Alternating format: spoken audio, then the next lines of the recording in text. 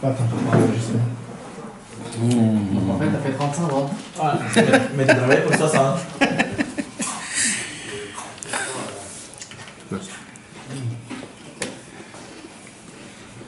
Ezrat Hashem, avec l'aide de Dieu. Tu l'as pas envoyé la semaine dernière? Oui,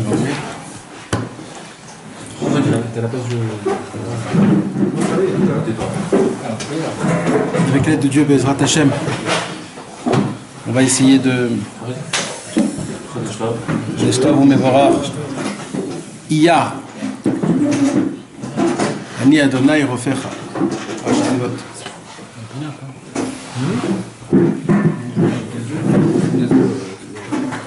Ezrat Hashem, donc on va essayer un peu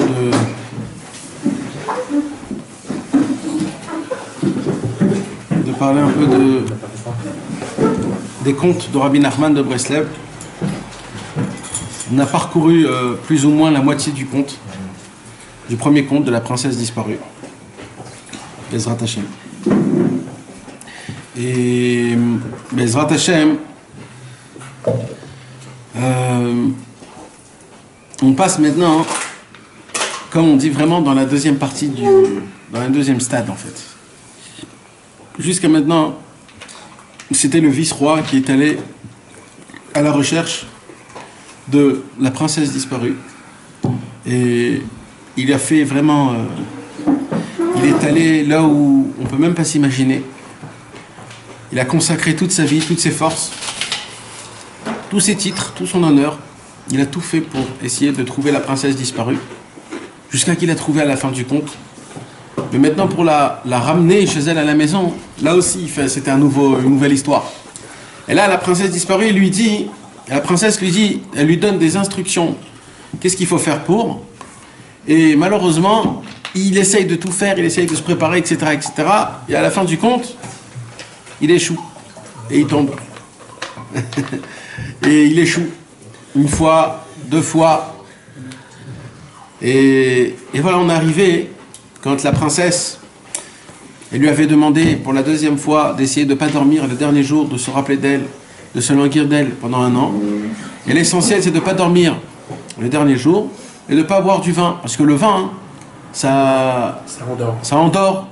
On avait expliqué aussi le cours dernier que le vin, c'est aussi l'état à vote. Quand un homme y boit, ça lui permet un peu plus de se décontracter, comme on dit, et de faire ce qu'il a envie sans qu'il y ait le matzpoun, comme on dit, sans qu'il y ait la conscience, sans qu'il y ait le regret, sans qu'il y ait le... Et voilà que le monsieur, le vice-roi, toute l'année, il s'est langui d'elle, etc., etc. Et il vient comme ça, il dort pas la nuit, et le jour, il passe pour y aller voir, pour aller la sortir. Ça y est, c'est la fin, c'est les dernières heures pour la faire sortir, et quand il va la chercher pour la sortir, il a tout fait comme il fallait. Il passe devant un ruisseau, et d'un coup il dit, oh là là, vous imaginez, il y a un ruisseau qui est tout rouge, c'est du vin qui coule, et en plus ça sent du vin. Comment c'est possible? Qu'est-ce que t'en penses, mon serviteur? Et là, Rabbeinu, il a dit, oulala, t'es rentré dans des questions et dans des réponses. Tu veux gagner soi-disant le Yetzirah. Comment c'est possible? Eh oui, mes amis, c'est possible. Le Yetzirah, il a la force, on lui donne la force de pouvoir même changer la nature, s'il faut, pour te faire tomber. C'est d'ailleurs la raison pour laquelle on va à la fin du conte, on va lui faire la shrita. Parce qu'il n'a pas le droit d'utiliser des choses qui sont au-dessus de la nature. Mais cet imbécile-là, il utilise même au-dessus de la nature. Il crée un ruisseau qui ressemble à un vin, qui a le goût et l'odorat du vin. Ça n'existe pas, mais il a quand même créé. Il a fait faire rentrer dans un médamé, dans une illusion qu'on peut même pas... Et lui, son problème à lui, c'est qu'au lieu de se sauver de là-bas, parce que quand tu vois un Yetzirah qui vient et qui t'attrape, etc., sauve-toi, ne te pose pas de questions. Non, lui, il est resté... Ah bon, oh là là, comment c'est possible? Peut-être, il faut que je le goûte, peut-être. Parce que ça peut pas que c'est du vin, ça peut être que de l'eau. Et vas-y, il a goûté, et au moment où il a goûté, il est tombé, il s'est endormi. Et cette fois-ci, dit Rabbi Nachman, il s'est endormi pendant 70 ans. 70 ans, c'est l'équivalence d'une vie. Ça veut dire que cette personne-là, elle s'est endormie dans un inyan. J'ai réfléchi que nous, des fois, on s'endort. On s'endort des fois. Non, mais ça veut dire... Imagine-toi, moi j'ai réfléchi ça, je me suis dit, tu t'imagines, à l'époque on était des jeunes,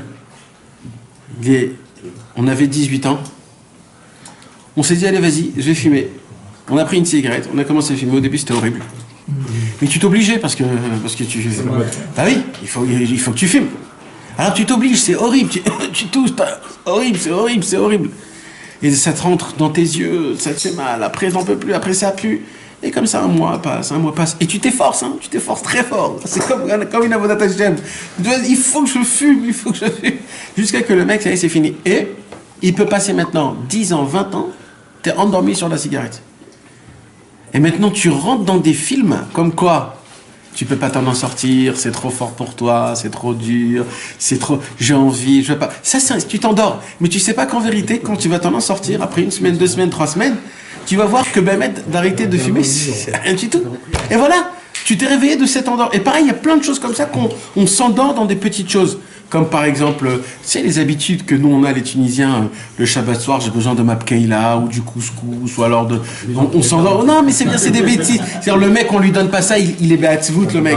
Comment c'est possible? J'ai pas mes habitudes, mais tu vois, les gens, ils viennent à Ouman avec leur chokshuka et leur matboucha, obligatoire, parce que sinon, je peux pas faire mon Shabbat. Des trucs comme ça, qui sont des fois des... C'est des bêtises. Mais c'est dire, ça nous endort. C'est-à-dire, ça, on tombe dedans, ça veut dire ça fait partie de ma vie, ça fait partie de mon... Maintenant, ça peut être des choses qui sont nulles, mais quand même, ça veut dire t'es attrapé là-bas, t'es attrapé, tu t'attrapes, c'est des sortes de... Si tu n'as pas, il te manque quelque chose. Voilà, et t'es pas content, c'est-à-dire t'es presque bête, oh là là, purée, j'ai passé un Shabbat sans ça, etc. Et ainsi de suite. Des habits, ou alors une nouvelle mode, ou alors il est sorti le nouveau truc de la mode, il faut que je l'achète obligatoire, ou... C'est nous refaire. Et ça c'est quoi? C'est une sorte de comment on peut dire ça? De sommeil. Tu rentres, tu t'endors et des années ils passent, tu fais pas attention jusqu'au jour où tu t'en sors et dès que tu t'en sors, bam, tu te dis mais tu t'imagines 10 ans est passé, je suis resté dedans pendant 10 ans. C'est de la folie, comment c'est possible? Eh ben oui mon frère, c'est possible. Il y a des fois des choses. On peut pas s'imaginer comment c'est fort et comment c'est puissant cette chose-là. Et on a plein de choses comme ça. Top. On est arrivé là que apparemment, qu'est-ce qui s'est passé pendant ce temps-là qu'il était en train de dormir? La reine est venue, et quand elle est venue, elle a vu qu'il était en train de dormir. Oh là là là, la reine, elle a dit, mais je comprends pas. Je ne comprends pas, tu t'es tellement fatigué, tu t'es brisé en 1000 morceaux, qu'est-ce que t'as fait tout ça pour venir me voir, et maintenant, c'est qui vient vers qui? Le monde à l'envers. C'est moi qui viens vers toi. C'est moi qui viens vers toi. Et là, t'es où, toi? T'es en train de dormir. Elle vient, elle essaye de le frapper, de lui donner des gifles, de le réveiller. Réveille-toi, rien à faire. C'est-à-dire quoi? C'est-à-dire quand la personne, Razbi Shalom, elle est dans son délire de Tahava. T'es pas obligé d'être en endormi complètement sur tout. Dans le délire de la Tahava. Comme par exemple le foot. D'accord? Quand tu commences à jouer ou quand tu commences à rentrer dans des... Tu peux devenir fou, tu te dis, mais après tout, quand tu t'en sors et tu te dis, mais ça va, tu vois pas quelle histoire, c'est que... Non mais il y a des gens, ils sont obligés de tenir, de parier, de trucs, etc. Et ça devient un monde en entier, tout dépend de ça. Et là, c'est la Neshama elle-même, elle vient, elle se rapproche, elle te dit, je t'en supplie, là je reviens vers toi, là, c'est pas mon travail, mais réveille-toi, c'est quoi? Des fois, il y a des choses qui se passent dans la vie, où on te dit, oh, il faut que tu te réveilles, frère, il faut que tu te réveilles, mais réveille-toi, t'es quoi, t'as un enfant? Mais ça fait peur parce que ça n'a pas marché. Hein? Attends, Nachon. Et apparemment, il ne s'est pas réveillé. Pourquoi? Parce qu'il s'est laissé endormir la première fois.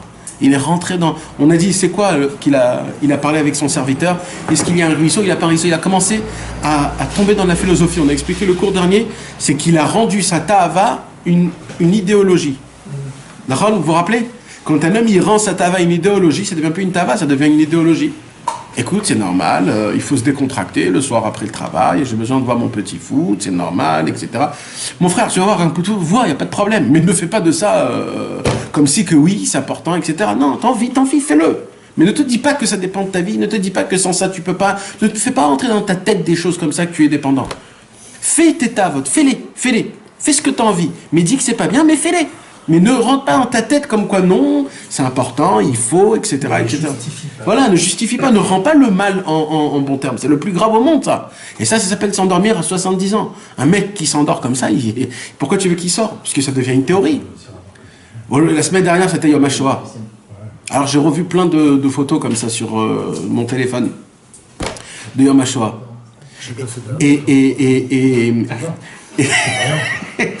Et tu vois là-bas les Allemands, les Allemands, comment ils sont. Tu sais que l'Allemagne c'était le pays le plus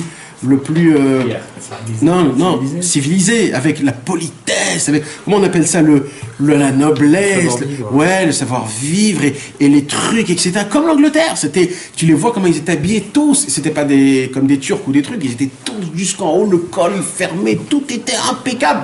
Et tu vois les gens, tu vois même, il y a un policier il prend le pistolet pour le mettre, pour tuer un enfant. Tu vois, ils le font d'une manière que c'est normal. Maintenant, je me suis dit, regarde, quand ils parlaient à leur radio, pour eux, c'était normal de parler comme quoi il faut tuer les juifs et que c'est exactement ça. Ils parlaient toute la journée de combien c'est normal et combien ça fait partie que c'est la race syrienne, etc. Donc, ils ont rendu la chose normale. Ils ont rendu la chose comme si que c'est normal. Imagine pas aujourd'hui, on parle comme ça dans la radio. Mais ils débarquent chez toi, ils t'embarquent en prison.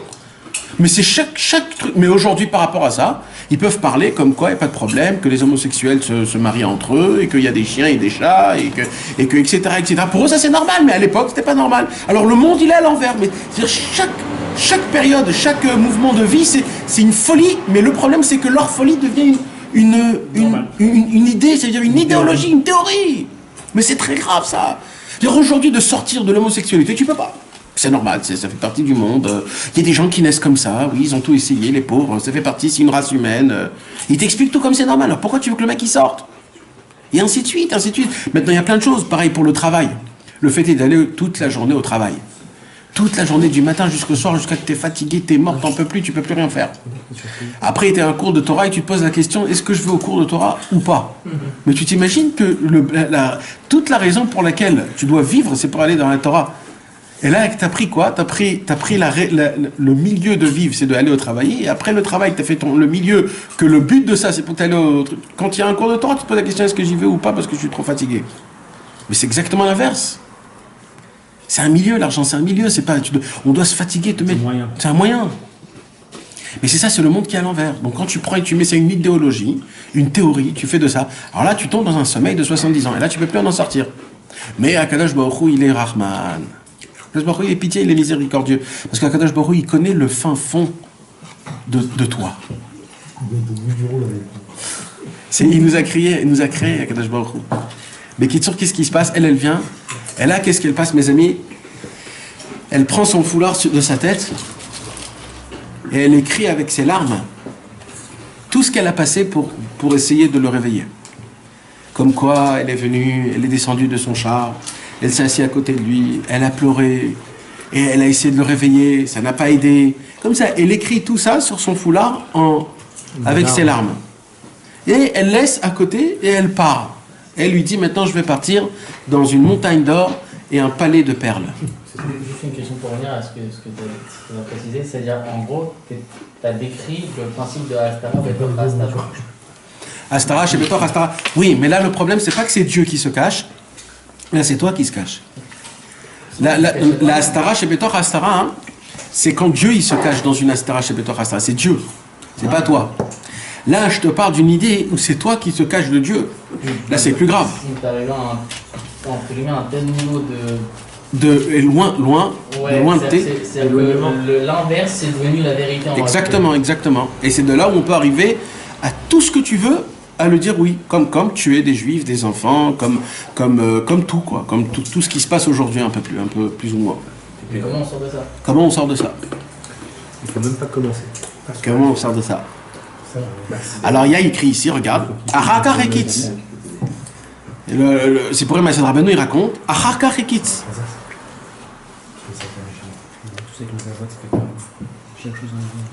Qu'est-ce qui s'est passé? C'est très important. Moi je dis que le sommet de la première histoire de la princesse disparue, c'est ce qu'on va étudier ce soir. C'est le foulard. Le foulard, c'est le sommet de tout.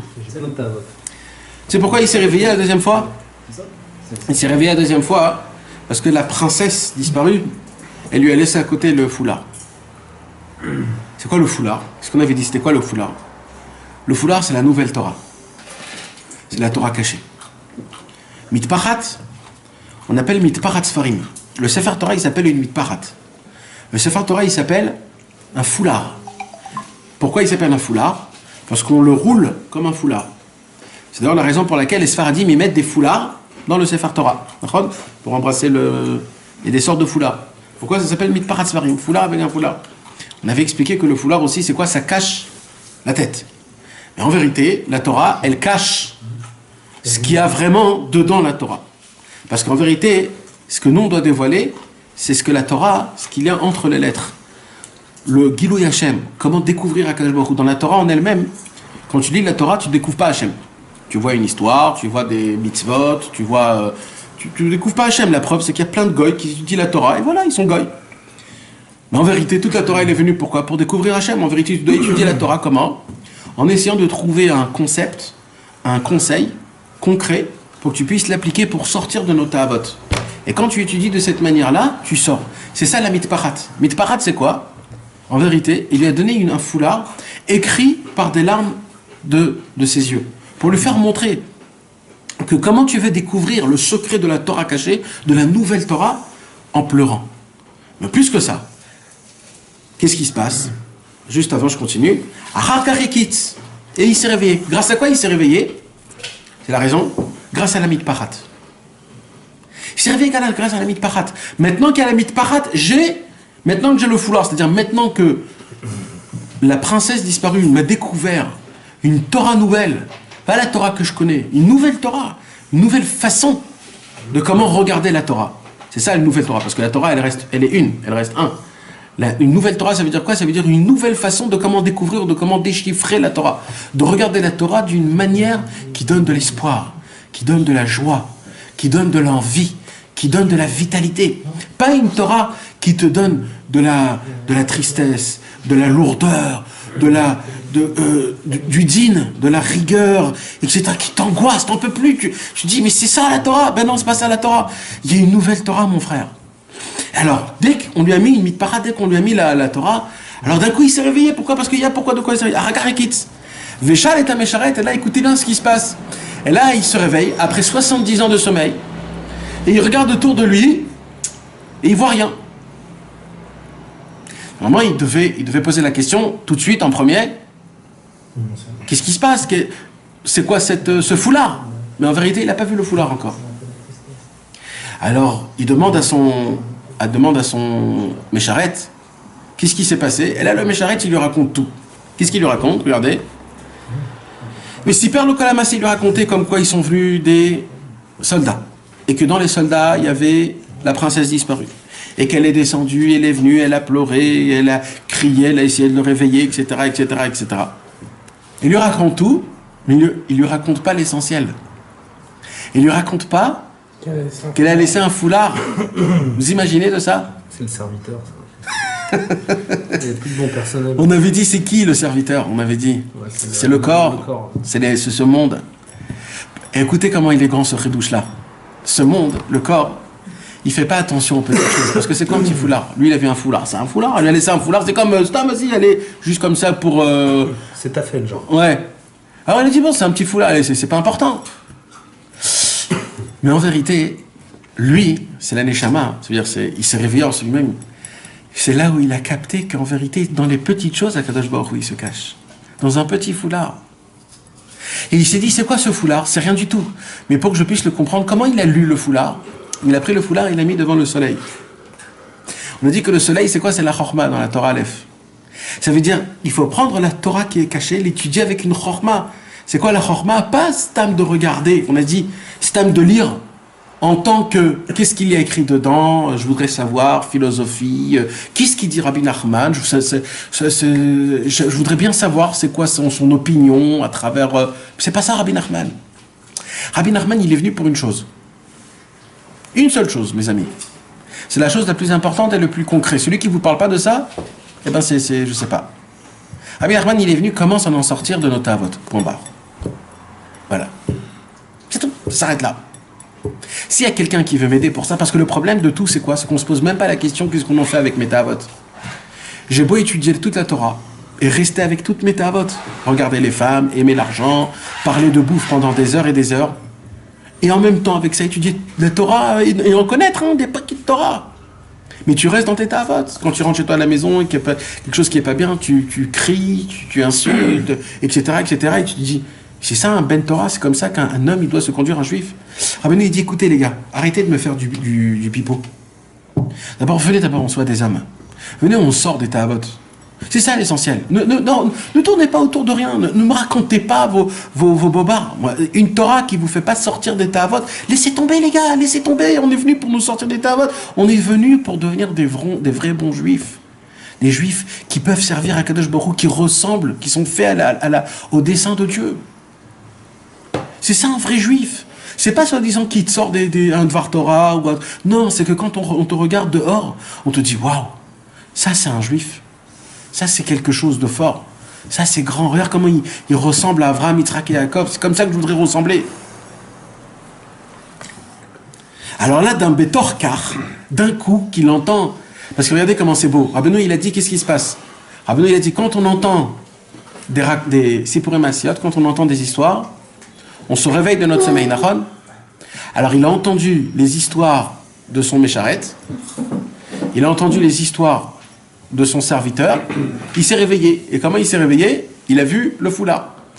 Tant qu'il n'avait pas entendu les histoires, tant qu'il lui a pas raconté tout ce qui s'est passé de son Mécharet, il n'aurait pas pu voir le foulard. Mais maintenant qu'il a vu, qu'il a entendu ce qui s'est passé du Mécharet, là, ça l'a réveillé. C'est pour un Massiot, Méchanim et Kadmoniot. Est-ce qu'on peut dire que le Mécharet, avec les histoires qu'il lui a montrées, là, tu lui as montré plein de grandes apodotes, et c'est pas ça qui va le faire sortir de toutes ces avotes. Fais ça. Il va le laisser faire des choses, des avots d'Hachem. Il va lui raconter des avots d'Hachem. Mais le Icar, comment s'en sortir, ça il va lui cacher. Ouais, ça aussi, il sera complètement à ouais. côté de la plaque. Nachon, Bevadaï, Il va lui ça. montrer des bons trucs, des assagotes et des machins, mais en fait c'est pas ça. Ça va pas l'aider tout ça. Ouais. Ouais. Quoi? Ça va pas l'aider? Bah, pas le principal. Le petit mouchoir, c'est exactement la solution pour s'en sortir. On va retrouver la princesse, ça sert à rien. Il faut acheter des mouchoirs. D'accord, mes amis? Et là, il l'a mis devant le soleil et il a commencé à lire ce qui s'est passé. Vekara Mashekatu Sham. Il a lu ce qu'il y avait écrit. Vous savez, mes amis, Rabbi Nachman de Breslev, un jour, ils sont venus chez Rabbi Nachman, des petits jeunes chez Rabbi Nachman pour se rapprocher. Et quand Rabbi Nachman les a vus, il a dit d'abord, allez étudier le livre Mesilat Yesharim du Ramchal, et dès que vous le terminez, revenez chez moi. Comme ça, il a dit. C'est quoi cette histoire? C'est quoi cette histoire? Moi, j'ai réfléchi, et je crois savoir ça veut dire quoi cette histoire. Le livre Mesilat Yesharim du Ramchal, c'est un livre qui est basé sur une braïta de Rabbi Pinchas Ben Yair, le beau-père de Rabbi Shimon Bar Yochai. Que Rabbi Pinchas Ben Yair, il a dit, c'est quoi l'échelle d'un homme, d'un serviteur juif? Comment on commence de plus bas pour arriver au plus haut? Alors ça commence par là, Zeirut. Ça commence par là, attention, c'est ça la Zeirut, attention, faire attention. Comment on dit? Zeirut. Voilà, Zrizot, etc., jusqu'à ce que tu arrives à la fin au tout. C'est que tu arrives à Ruach HaKodesh. Tu arrives à la névoie. Tu arrives à la doucha, etc., jusqu'à des choses très élevées, d'accord? Et plus ou moins dans chaque étape, il y a 3 étapes. C'est quoi les 3 étapes? Première étape, c'est quoi, comment, et les niveaux qu'il y a dedans. Dans chaque étape. C'est quoi? Novina, il s'est arrêté au deuxième niveau, il a dit ça après. Alors, qu'est-ce qui s'est passé? Zrizout, il a dit après. Alors, qu'est-ce qui s'est passé? Trop dur pour lui, genre. C'est le début aussi. Ouais, c'est le deuxième chapitre. Alors, qu'est-ce qui s'est passé? Il s'est passé que normalement, c'est le travail de chaque juif. C'est vraiment le travail de chaque juif. On est obligés tous d'avoir ce travail-là. Et de faire ce travail-là, parce qu'il a dit pour tout le monde. Mais quand Rabbi Nachman de Breslev, il leur a dit à eux, allez d'abord faire le Mesilat Yesharim. En fait, qu'est-ce qu'il a voulu dire? Il a voulu dire, vous venez comme ça, prêt, propre, frais, jeune. Vous ne connaissez pas encore la vie. Vous allez me prendre pour un mec qui donne des torotes, des notions de Torah, etc., comme un autre. Si c'est comme ça, vous allez complètement vous tromper, vous n'allez pas comprendre ma kavana. Moi, j'ai besoin que d'abord vous allez appliquer le chemin normal. Allez prendre le Messilat Yesharim, qui est le chemin normal. Commencez à l'appliquer. Commencez à l'appliquer. Vous allez voir comment le chemin normal, comment il est difficile. Vous allez tomber, vous allez monter, descendre. Et à la fin du compte, après 10 ans, 15 ans de travail, vous allez dire, mais je suis encore au premier échelon de l'échelle. Quand vous arriverez à cet endroit-là, là, vous viendrez chez moi. Moi, je vais vous faire montrer c'est quoi le chemin, comment il faut tenir, il ne faut pas avoir peur, il faut être joyeux de ce qu'on a. Vous savez, mes amis, il y a deux façons de comment étudier la Torah. Il y a la façon de quand un homme, il veut savoir, il veut être au courant, il veut faire partie de ce qu'on raconte. Et il y a la façon du mec qui est tellement malade qu'il dit j'en peux plus, j'ai besoin de guérison, j'ai besoin de la lumière de la Torah, j'ai besoin qu'on me guérisse de la Torah. Je suis dépendant de la Torah, je dépends de la Torah Mama, j'ai besoin qu'on donne de Torah. Quand un homme il étudie comme ça, ce qu'il va découvrir dans la Torah c'est beaucoup plus puissant que quand un homme il vient peinard, comme si c'était dans une université. Oui, aujourd'hui j'étudie mon Daf Yomi, c'est quoi aujourd'hui Masechet Zvachim, ok, alors voilà. Non, c'est pas pareil du tout, mes amis. Et malheureusement, on n'étudie pas de cette façon-là. Comme quoi on a vraiment besoin, mamage, qu'on dépend et que sans ça on peut vraiment tomber. C'est la différence entre faire de la Torah une sagesse ou un mode de vie. Ou un mode de vie. Aujourd'hui, nous, Rov étudie la Torah comme une sagesse. Ouais. Comme si qu'on étudie les maths, ou alors tu vas étudier Rabbeinu comme tu peux étudier le Messilat Yesharim, ou tu peux étudier Exact. le Gaon de Vilna. Et de dire un tel etc. dit comme ça, un tel il dit comme ça, et monsieur il dit comme ça, comme si tu es un homme qui est assez expert pour dire et expliquer chacun c'est quoi son avis, chacun il dit sur quoi. Ça veut dire on est devenu des marchévim, comme on appelle ça, des ordinateurs. On sait tout sur tout. Mais c'est pas ça la Torah. La Torah c'est du roi HaKodesh. La Torah c'est une vie. La Torah ça bouge. La Torah c'est quelque chose de... C'est la vie, Torah Traim. Et là, il a écrit Vekara Mashekatouv Sham. Il a écrit ce qu'il y avait. Il a lu ce qu'il y avait dans le foulard. Kol Kavlata Vetsaakata. Il n'a pas vu une sagesse dans la Torah. Il a vu comment la Torah, elle crie, elle te supplie.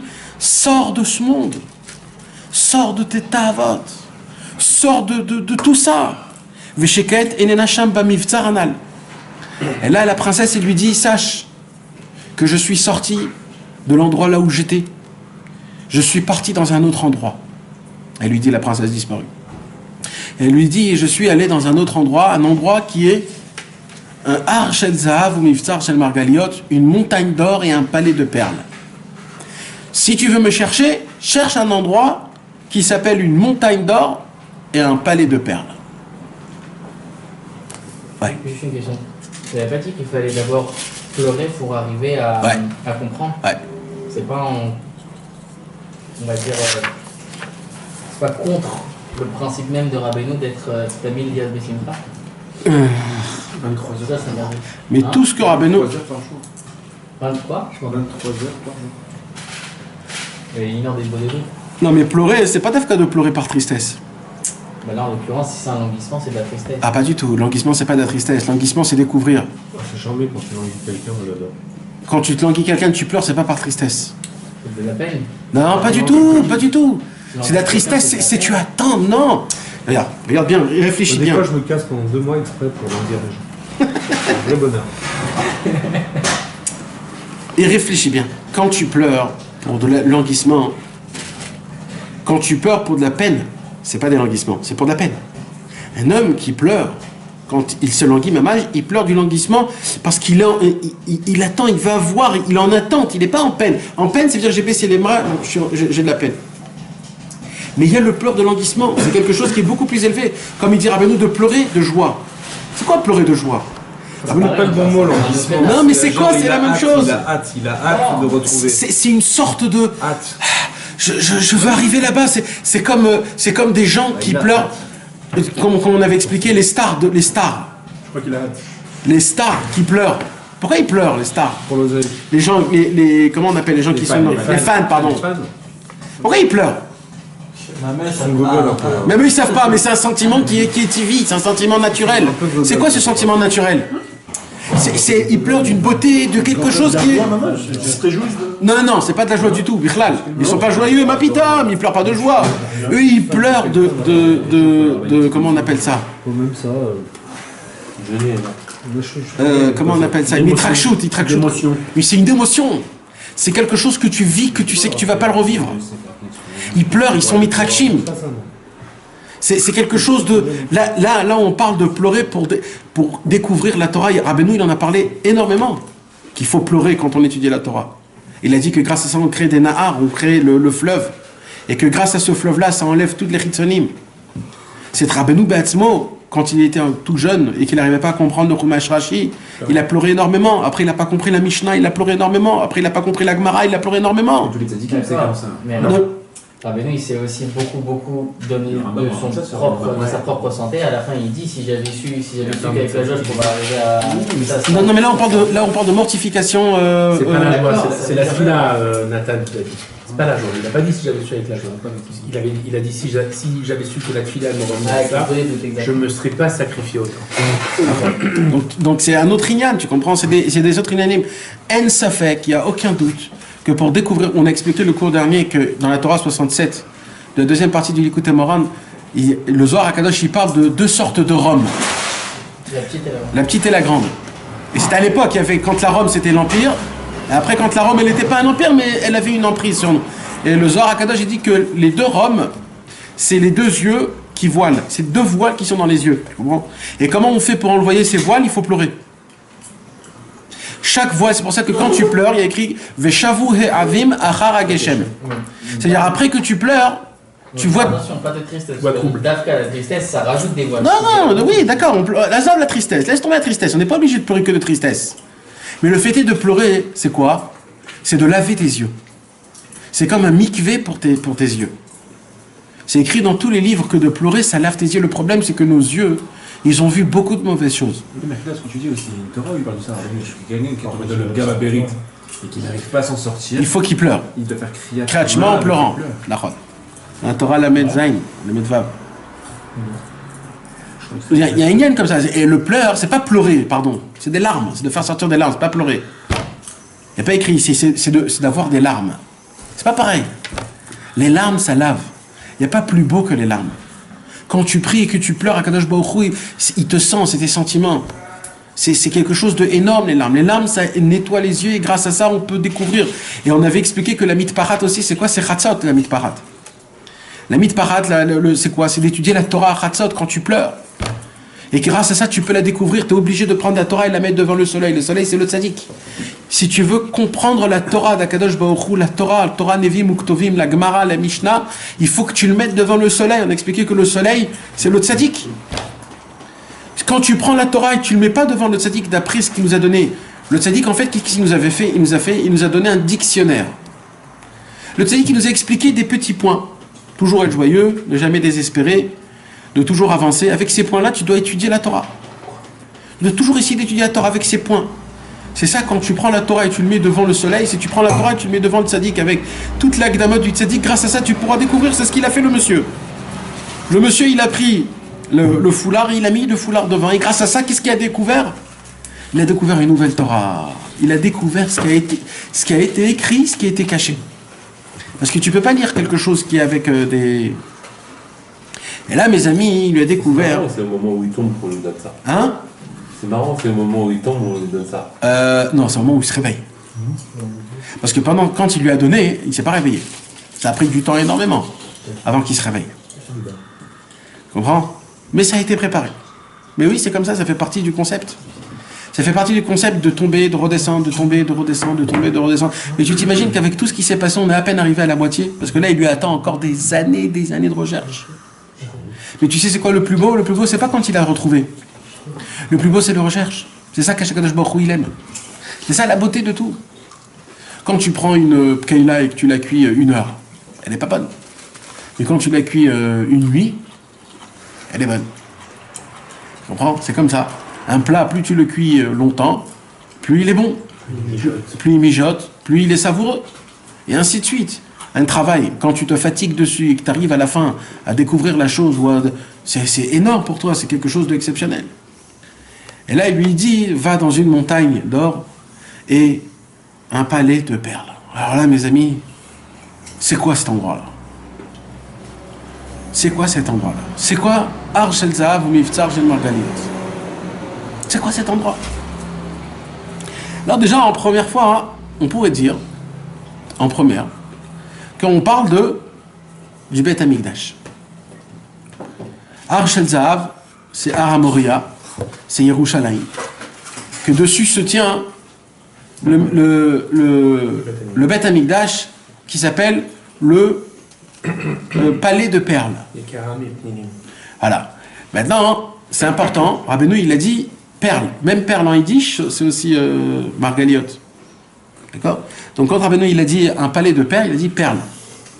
Et pourquoi le palais de perles, ce sera le Beth Amikdash? Parce que c'est quoi le Beth Amikdash? Le Beth Amikdash, c'est un qui beti bet fila ikare lekol amim.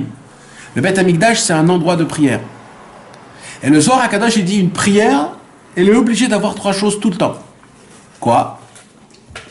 Puma, Reuta, Veliba. La bouche, la volonté et le cœur. S'il n'y a pas les 3, c'est pas une prière. Perle, Rachetevot, Puma, Reuta, Liba. Donc, on peut dire... Perle en français? Ouais. Perle en français. Mais parce qu'il a dit aussi en yiddish, et en yiddish c'est aussi perle. Donc on peut faire ce... Donc ça sort sympathique, c'est Puma, Reuta, Veliba. Ce qu'il dit sur anticonstitutionnellement. Ouais, yiddish, quoi. Et donc, on peut dire que le palais de perles, c'est le Beth Amikdash, parce que c'est là-bas, c'est la Tfila. Qui bêtit Bet Tfila. C'était pas bon. Hein?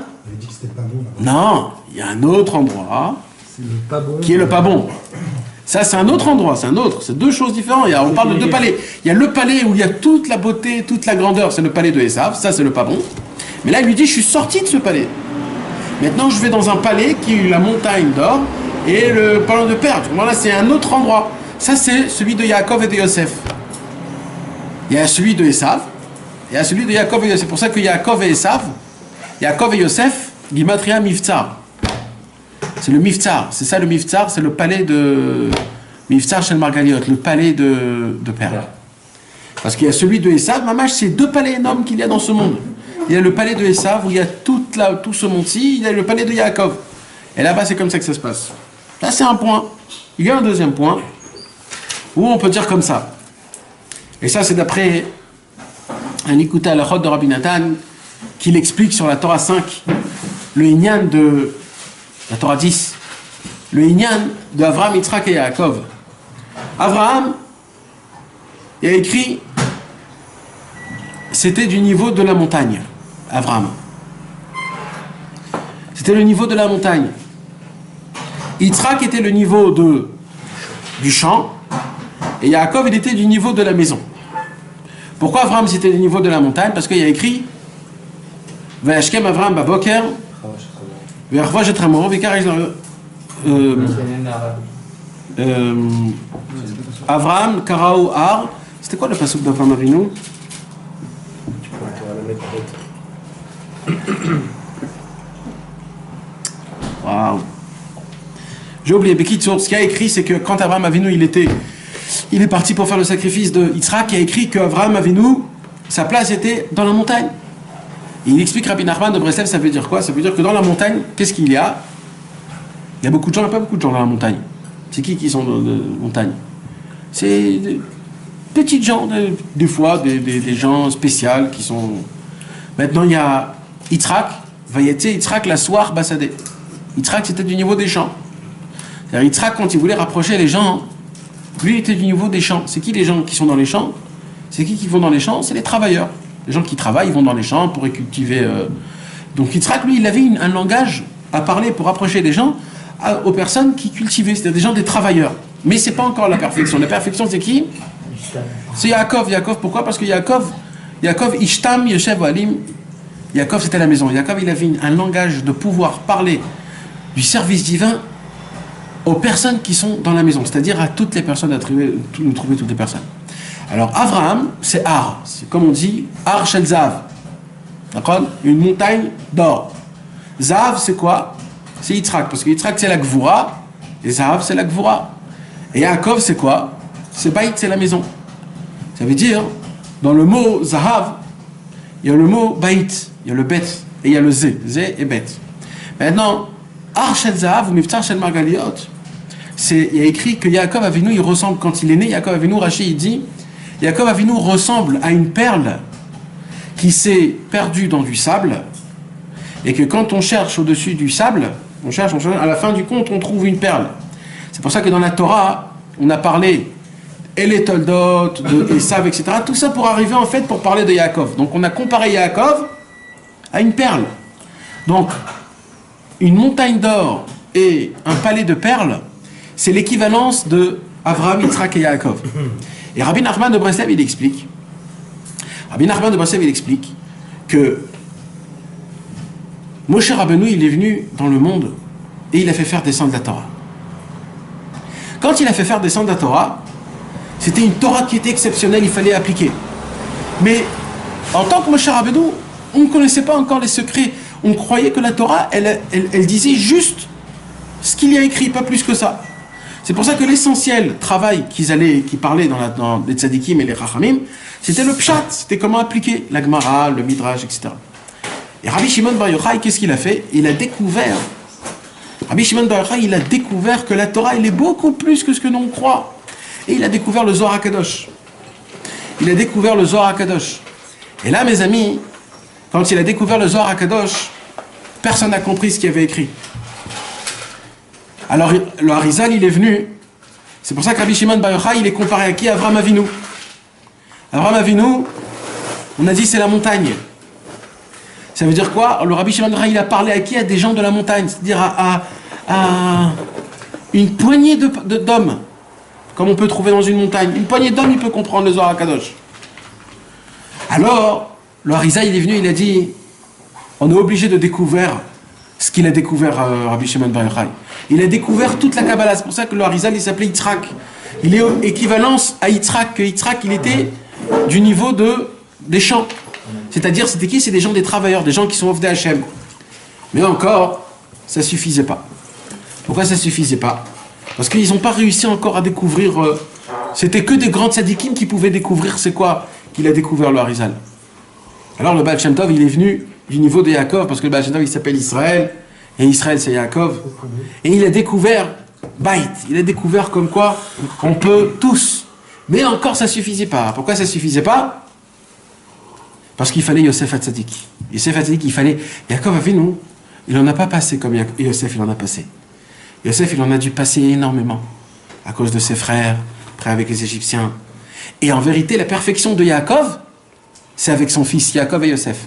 C'est pour ça que Yaakov et Yosef, Gimatria, Miftzar. C'est pour ça d'Afka les deux.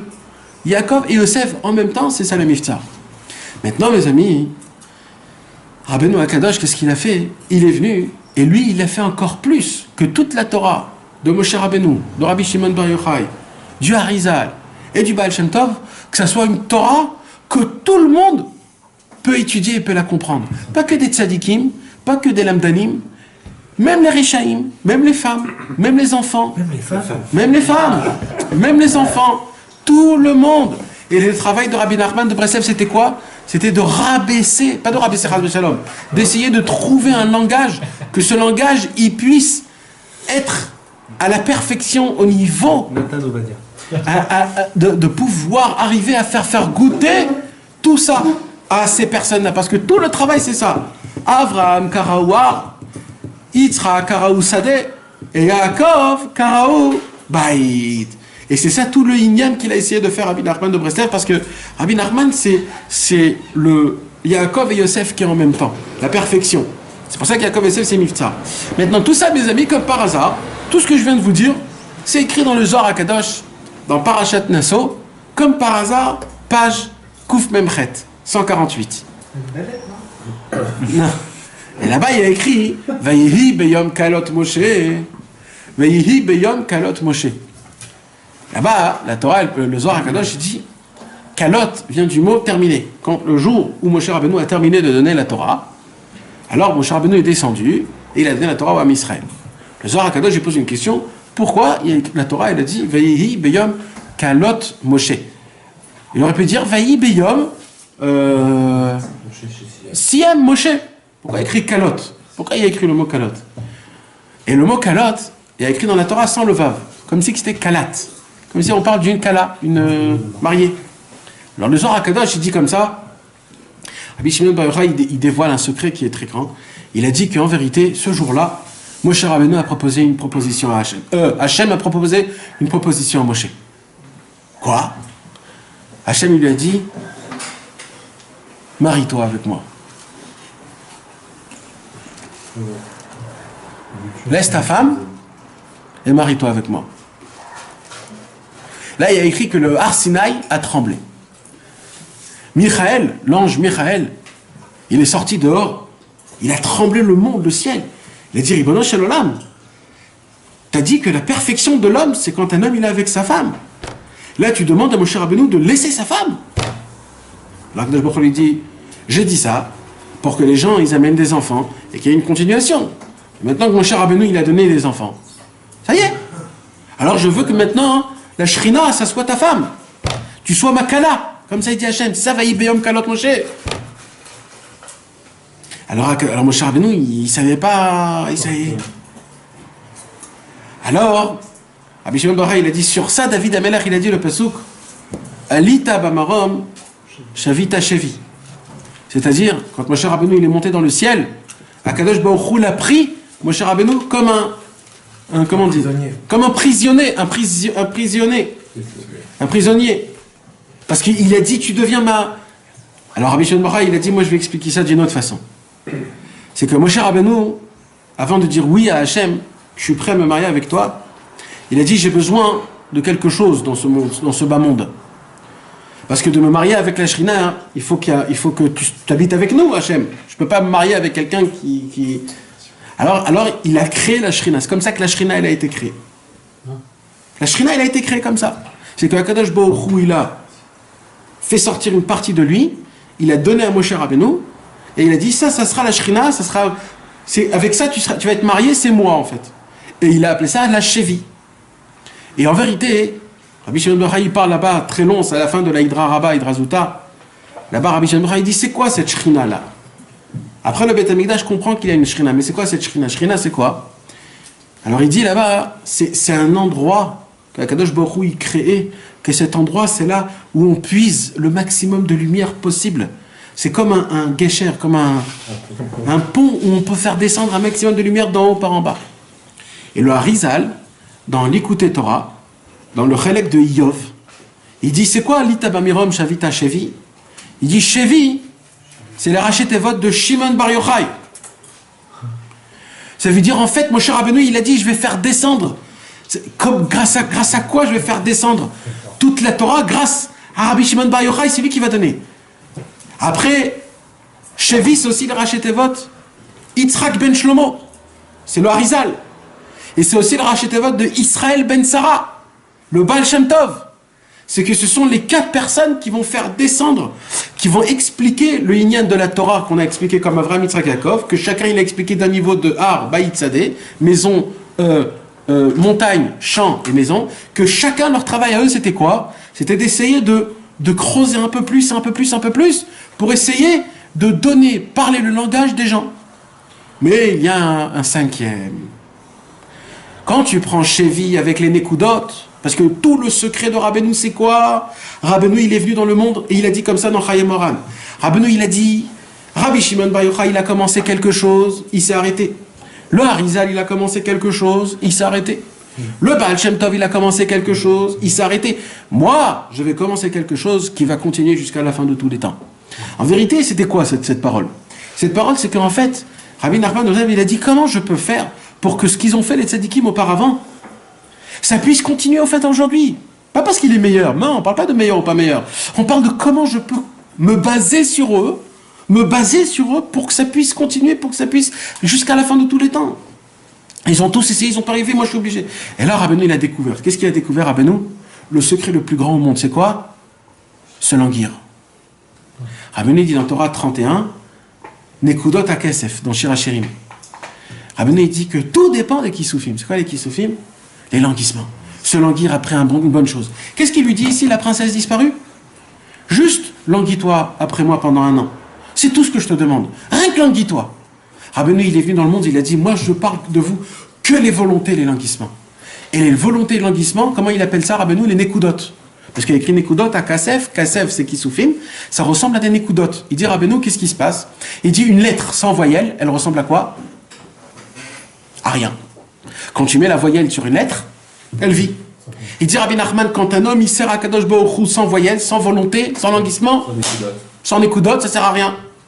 Par contre, quand tu sers à Kadosh Baruch Hu avec des nekudot, c'est quoi? C'est-à-dire avec des languissements, des envies, là, elle vit. Alors regardez comment c'est beau. Prenez le mot chevi avec les nekudot. Parce que le lien de Rabbeinu, c'est les nekudot, Nahon. Chevi, c'est quoi chevi avec les nekudot? Che, c'était un ségol, et vi, c'est un chirik. D'accord? Comment on compte le ségol et le chirik? Les points, c'est comme des yud. Comme ça, c'est le... Donc ça sort combien? 40. Donc shavim, d'accord? Quand vous prenez le mot shavim, ça fait shin nun bet. Shin nun bet, c'est Nachman ben Simcha.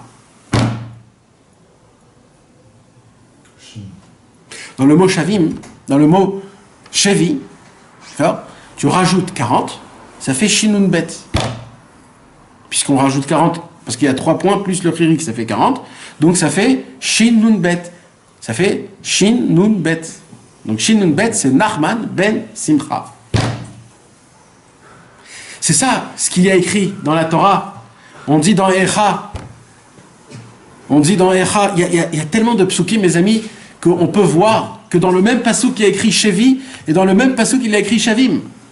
Et que tu comprends qu'en vérité, tout le travail du tzaddik, c'était quoi? C'est d'essayer d'attirer une continuation aux choses. Regardez qu'est-ce qu'il a écrit. Il a écrit par exemple, quand Yehuda il est allé avec Tamar. Et qu'est-ce qu'elle a dit? Yehuda, elle a dit à Tamar, quand son fils est mort, Tamar, elle était mariée avec Er. Il était un rachat, il est mort. Après, elle s'est mariée avec Onan. Il était rachat, il est mort. Qu'est-ce qui vient, Yehuda, il vient, il lui dit comme ça, Chevi almana, bet avir, adigdal shala beni. C'est-à-dire quoi? Ça veut dire, Yehuda, il dit à Tamar, je t'en supplie Tamar, ne va pas te marier avec un autre. Reste chez moi. Tu sais pourquoi? Parce que moi, je vais donner Chevi. Chevi almana. C'est moi qui va donner Israël ben Sarah, Yitzhak ben Shlomo, Shimon bar Yochai. Et en plus, ils doivent sortir de tes entrailles à toi. C'est Mashiach. Grâce, parce que ça va être Mashiach, c'est Sheila, ça vient de Sheila. Donc reste avec ça. C'est pour ça qu'elle s'est dit, elle a compris, elle encore plus, elle a compris que ça viendra que de Yehuda, pas par Sheila. Parce que même Sheila, il sera pas pour elle. Et c'est pour ça que, et on peut expliquer aussi que tout le inyan de ce qu'il a dévoilé Rabbi Nachman de Breslev, le inyan de Ouman Rosh Hashanah, et du Tikkun HaKlali, et du Kibbutz, c'est aussi, c'est Ar Shel Zav ou Miftar Shel Margaliot. Parce que Ar, c'est les Rachetavot de Rosh Hashanah. Zahav, d'accord? Zahav, Zain, He et Bet. Zain, c'est 7. Et He et Bet, ça fait en tout 14. C'est le Tikkun HaKlali, 10, plus le Shir Pashut Kaful Meshulash Meruba. Le Yud Kevavke, le chant nouveau. Parce que le Tikkun HaKlali, il est fait par quoi? Il est fait composé par 4 lettres. Tout le inyan du Shir Hadash, des 10 lettres, il est composé par 4 lettres. Donc c'est le 10 plus 4 qui fait 12. Donc c'est le Ar Shel Zahav. Ar Shel Zahav, c'est quoi? C'est Ar, c'est Rosh Hashanah. Zahav, c'est le Tikkun HaKlali. Et Mivtsar Shel Margaliot, c'est tout le inyan quand on prend. Tu peux danser, tu peux. Non, la question c'est est-ce qu'on continue ou pas? Parce que là c'est trop. Vas-y.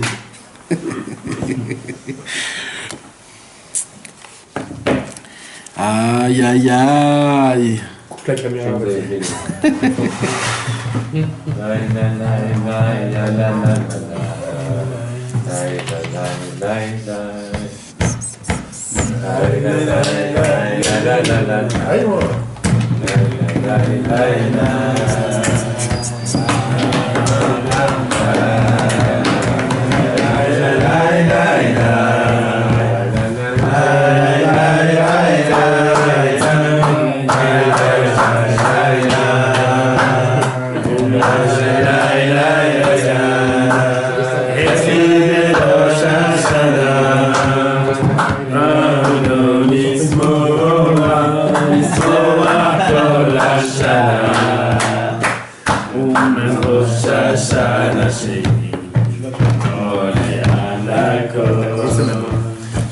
Niftzar, c'est la Rachetevot, Mistofefim Betziyun Rabbeinu. C'est Mamash le Inyan, le Har Shel Zahav ou Niftzar Shel Margaliot. Et Margaliot, c'est quoi? Yekaraim Ipnenim. C'est quoi Yekaraim Ipnenim? Le Kohen Gadol, il ressemble à des perles qui rentrent dans le Beth Amikdash pour faire le sacrifice. Et c'est ce qu'on a dit que le Tzadik, il ressemble, Yekaraim Ipnenim, à des perles Mamash. Et c'est ça tous les Inyan Mamash. Ça veut dire, il te dit, si tu veux essayer de trouver ta Neshama, de retrouver ton Inyan, il faut que tu voyages, il faut que tu ailles, il faut que tu voies, il faut que tu fasses ce qu'il faut faire, ce que Rabbeinu il a demandé. Dans le prophète Jérémie, tout ça, mes amis, c'est des choses que j'invente pas, c'est des choses qui sont écrites dans le Tanakh, il faut juste les ouvrir. Dans le prophète Jérémie, dans le psaume, dans le numéro 30 là-bas, il y a écrit Altira Avdi Yaakov, Ve'al Techat Israël. Le prophète Jérémie, vous savez qu'il a dit beaucoup de professions qui sont des prophéties qui sont dures. Mais il y a 2-3 prophéties, pas beaucoup, hein, même, qui sont des paroles un peu ouais, un tout petit peu mamache. Et une des paroles, c'est quoi? C'est Altira Avdi Yaakov, n'aie pas peur, prince de Yaakov, Ve'al Techat Israël, et ne te rabaissis pas, juif, Ki neni Moshiach merachok, car je vais te sauver de loin, Ve'et zarech me'eretz shavim, et de ton Ve'et zarech et tes et ta descendance, mais Eretz Shavim, d'une terre qui vont revenir. C'est quoi Eretz Shavim? Shavim, c'est Shinun Bet. C'est-à-dire, mais Eretz Shavim, ça veut dire que c'est grâce à quoi je vais te sauver. Le prophète Jérémie dit grâce à quoi? Grâce à Nachman ben Simcha, le vrai Nachman, la vraie personne qui va. C'est ça Eretz Shavim. Vous devrez voyager tous dans la terre de Nachman ben Simcha. C'est quelque chose qu'il faudra le faire. C'est le prophète Jérémie qui le dit. Il y a écrit comme ça, Menachem Meshiv Nafshi, dans Echa, dans les Lamentations, dans le premier Perek. Là-bas, il y a écrit des choses qui sont très dures. Mais à la fin du premier, il a écrit Menachem Meshiv Nafshi. C'est qui va être Menachem? C'est le Meshiv. C'est qui le Meshiv? C'est ça, c'est Meshiv, c'est aussi Shinun Bet.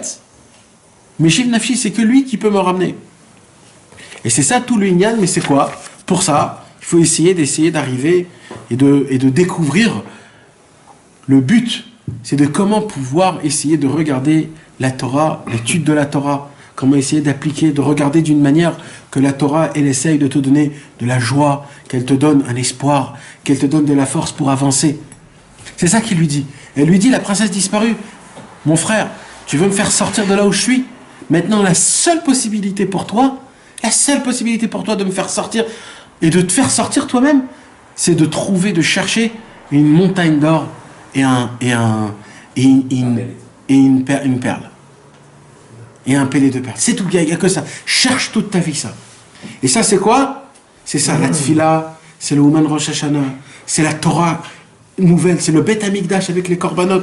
Tout, si tu arrives là-bas, tu vas tout découvrir. Il faut juste que tu cherches après. Moi qui croyais que ça y allait déjà trouvé, non, c'est Dafka maintenant que tout commence. En vérité, Abraham Avinu, c'est toute l'histoire d'Abraham Avinu. Abraham Avinu, il a découvert Akadosh Baruch Hu à l'âge de 43 ans. C'est-à-dire tout ce qu'il a passé, là, le vice-roi, en fait, c'est Abraham Avinu. T'imagines ce que c'est 43 ans? 43 ans, frère, c'est une vie en entière. Il a cherché, il a combattu avec Nimrod, il a combattu avec ça, il a cherché, où il est Hachem, c'est qui Hachem, où il est Hachem. Le jour où il trouve Hachem, là voilà, il trouve la princesse disparue, il trouve. C'est là où il commence les 10 Nisyanot. Normalement, quand je me dis, viens, Baruch Haba, mon frère, mon juif, vas-y, rentre maintenant, tu seras peinard jusqu'à la fin de tes jours, ma pitom. 10 Nisyanot, et des fois il tombe pas.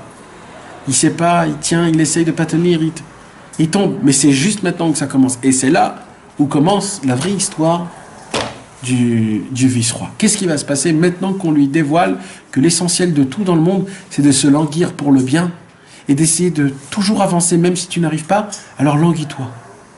T'arrives pas, languis-toi, qu'est-ce que tu perds? Languis-toi. Languis-toi de vouloir faire des bonnes choses. Quand est-ce que mes actions vont ressembler aux actions de mon père et de mes pères? Ça dépend où tu mises. Faut se poser la question, il faut en avoir envie. On a pas envie de ça. On veut ressembler à quoi? Dis-nous, on veut ressembler à quoi tu mises. Non, je le dis, c'est pas ce genre de truc. Attends, c'est quoi le fromage? Quand est-ce que Je je voudrais vais qu'on rame ensemble. Et là, mes amis, il a écrit Veishir et Amesharet, Veinicho. Et là, il a compris ce qu'il doit faire. Première chose qu'il fait, c'est il laisse tomber son serviteur. C'était quoi le serviteur, on a dit? Le corps, le monde. Il a compris que pour servir à Kadosh Baruch Hu, il faut essayer de faire moins attention à son corps. Qu'est-ce que je bouffe? Combien je bouffe? Comment je... Tu peux, il n'y a pas de problème, tu peux. Mais sois pas trop... Mets pas trop le point dans tout ça. Ne sois pas trop makpid dans tout ça. Sois... Comme on dit, Zorem, sois cool, ne fais pas trop attention. Il a compris qu'avec le Mécharet, avec le serviteur, il ne pourra jamais trouver cet endroit-là. Il est obligé de laisser tomber le Mécharet, le corps. Il est obligé de... Veishir et Mécharet, Veinicho, il a laissé. Ve'alach levado levaksha. Et il est allé tout seul la demander. Pourquoi tout seul? Je sais qu'il est tout seul. Il n'est plus personne, il n'y a plus personne. Non, mais tout seul, ça veut dire quoi? Ça veut dire, frère, il faut que tu saches encore une fois, je te répète, il dit Rabbi Nachman. Si tu vas encore considérer les idées qui te disent à droite, à gauche, tes voisins, tes gens de ton travail, etc., même eux ne les regardent pas. Regarde-toi tout seul. Tu es tout seul dans ton service divin. Parce que là, on a dit, le chemin où tu dois le chercher, c'est pas un chemin où les gens le piétonnent. C'est un chemin que les gens ils vont dire, mais il n'existe pas cet endroit-là. Il faut que tu sois tout seul pour le trouver. Et regardez ce qu'il écrit, dit Rabbeinu, Veinicho, valach levado levaksha, ve'alach. Encore une fois, ve'alach. Pourquoi écrire une deuxième fois ve'alach? Première fois. Veishir et Amesharet veinicho, ve'alach levado levaksha, ve'alach. Deux fois ve'alach. C'est quoi ce deuxième là, ve'alach? Le deuxième ve'alach. C'est qu'il sait que, malgré tout, ça va être très difficile. Et il y aura plein de descentes et de pentes. Mais lui, son travail, il n'avait qu'un seul travail. C'est de toujours avancer. Vous savez, mes amis, comment les Télim, ils commencent? Ashret mimé derer. Ah non. Ashraïsh. Asher lo alach. Batzat hashaim. Ubederech hataim lo amad. Ubemoshav letzim lo yashav. À l'époque de David Ameller, c'était quoi le travail? C'était de pas avancer, de rester jusqu'à ce que tu deviens un tzaddik et là tu avances. Tu tombes, tu t'arrêtes. Jusqu'à ce que tu fais tes chouvas à perfection, tu continues. Tu tombes, tu t'arrêtes. Mais il est venu Rabbi Nachman de Breslev et comment il commence le Likutei Moharan? Ashret mimederech aolchim betorat Hashem. On n'a plus le temps de s'arrêter et de commencer à faire tes chouvas on n'a plus le temps de regarder notre passé et de décortiquer le mal, où il est le mal, d'où il vient, il est venu à cause d'eux, parce que, etc. Ouh, ne rentre plus dans ces comptes-là. Avance mon frère, ve'alach. Avance, on n'a plus le temps. Ana ve'amar baderer c'est parti, c'est dans le chemin, avance mon frère, j'ai plus le temps moi. On n'a plus le temps, Allah, avance. Après ça, maintenant, tu regarderas. Tu verras combien t'as réussi grâce au fait que t'as avancé. Non, le monsieur il veut que tout ça soit à la perfection, etc. En fous-toi, tu comprends pas, tu avances. C'est comme ça que tu vas gagner beaucoup plus d'argent, spirituellement. Ve'allah. Voilà, mes amis. Voilà.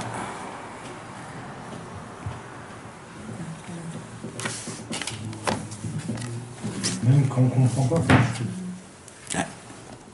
Tu comprends, on ne comprend jamais. Jamais on comprend. Que tu puisses assimiler ce que tu as essayé d'étudier. C'est des bobards. On ne comprend jamais rien. Et quand tu comprends. Laisse tomber.